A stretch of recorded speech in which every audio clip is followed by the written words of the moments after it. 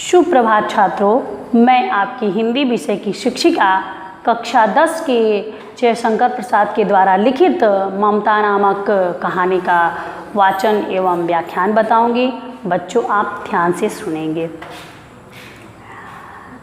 काशी के उत्तर में धर्मचक्र विहार मौर्य और गुप्त सम्राटों की कीर्ति का खंडहर था।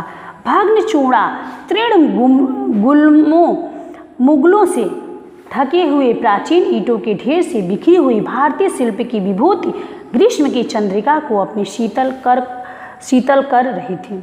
काशी के उत्तर में धर्मचक्र विहार मौर्य यानी कि मौर्य और गुप्त सम्राटों की कीर्ति का खंडहर था। यानी कि मौर्य और गुप्त सम्राट जो थे, उनके जो राजमहल थे वह गिर चुके थे और उनका खंडहर शेष था। उस पर शीतकाल की जो चंद्रिका की रात थी, यानी कि चांदनी रात थी, वह अपनी शीतल प्रभा को बिखेर रही थी। ईंटों के ढेर जहाँ पंचवर्गीय भिक्षु गौतम का उपदेश ग्रहण करने के लिए पहले मिलते थे, उसी स्तूप में भग्नावशेष में मलिन छाया में एक झोपड़ी में दीपालोक में एक स्त्री पाठ कर रही थी। एक समय था जो भग्नावशेष था, उसी में जो बौद्ध भिक्षु थे वह अपना उपदेश ग्रहण करते थे, पठन पाठन करते थे। आज वह अवशेष बचा हुआ है, उसका भग्नावशेष है। उसी के बगल में एक महिला जो बड़ी ही बुजुर्ग मतलब कि बूढ़ी होती है, वह अपना बैठ करके पाठ कर रही होती है। वह महिला कौन होती है? तो वह महिला ममता होती हैं। अन्याशिष्यन्त्यन्तो मां ये जनाः पुर्यपास्ते। वह इस वाचन इस प्रकार कर रही है, उसका कुछ अवशेष दे दिया हुआ है। पाठ रुक गया। एक भीषण और हताश आकृति दीप के मध्य प्रकाश में सामने खड़ी थी। स्त्री उठी, उसने कपाट बंद करना चाहा, परंतु उस व्यक्ति ने कहा, माता मुझे आश्रय दीजिए। पाठ रुका। क्यों पाठ रुका? क्योंकि एक बहुत ही विशाल आकार का व्यक्ति वहाँ दरवाजे पर खड़ा हुआ। ममता ने दरवाजे को बंद करना चाहा, लेकिन उसने कहा कि नहीं, मुझे आश्रय चाहिए। तुम कौन हो? स्त्री ने पूछा। साधारण सी बात है, मनोवृत्ति प्रवृत्ति के कारण उस स्त्री ने पूछा कि तुम कौन हो? मैं मुगल हूँ, चौसा युद्ध में शेरशाह से विपन्न होकर रक्षा चाहता हूँ। इस रात अब आगे चलने में असमर्थ हूँ। क्या शेरशाह से? स्त्री ने अपने होठ काट लिए। वह बोला कि मैं मुगल हूँ। मुगल की बात सुनते ही उस स्त्री के मन में एक अजीबोगरीब विचार कल्पनाएं उमड़ी। तभी वह बोलता है कि शेरशाह से विपन्न होकर, यानी शेरशाह से चौसे के युद्ध में शेरशाह सूरी और हुमायूं का जो युद्ध हो रहा था, उसमें वह हुमायूं भाग करके आता है, वही हुमायूं रहता है। तो कहता है कि असमर्थ हूँ, चूँकि वह पूर्ण रूप से घायल अवस्था में होता है और वह आता है, तो वह बता रहा है कि मैं चलने में असमर्थ हूँ। तो वह बोलती हैं, जब यूँ ही शेरशाह का नाम सुनती हैं, उनकी होठ कटकटा लेती हैं कि वाह, ये क्या हुआ? हाँ माता, परंतु तुम भी वैसे ही क्रूर हो। वही भीषण रक्त की प्यास, वही निष्ठुर प्रतिबिंब मुझ में, तुम्हारे मुख पर भी सैनिक मेरी कुटी के स्थान पर नहीं। जाओ कहीं दूसरा आश्रय खोज लो।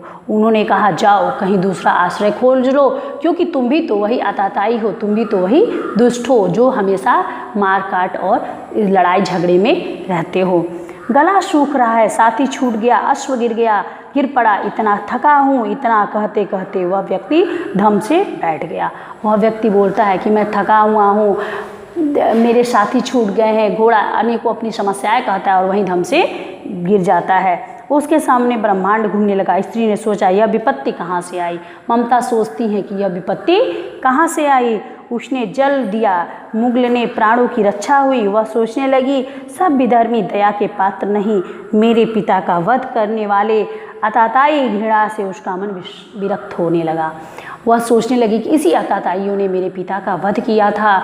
आपको पता है, इसके पहले मैंने बताया है कि ज्यों ही उधर से सैनिकों का वह एक झुंड आ रहा था जो डोली कहार में था, इनके पिता ने बस देखना चाहा और इनके पिता को तुरंत मार दिया गया। तो वही सोचती है कि ये आताताई वही दुष्ट हैं जिन्होंने मेरे पिता को मारा।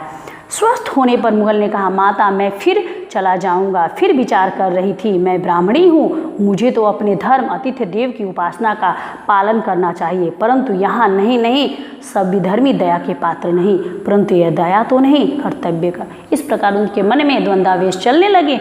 वह सोचती हैं कि वह बोलता है मुगल कि मैं स्वस्थ होकर चला जाऊंगा, तो कहती नहीं, ये विधर्मी दया के पात्र नहीं है। लेकिन फिर वह सोचते हैं कि अतिथि देवो भव, अतिथि मेरा देव होता है, यह मेरा कर्तव्य है कि मेरे दरवाजे पर यदि यह आ गया है तो मुझे इससे आश्रय देना चाहिए। इस प्रकार के भाव उनके मन में आते हैं।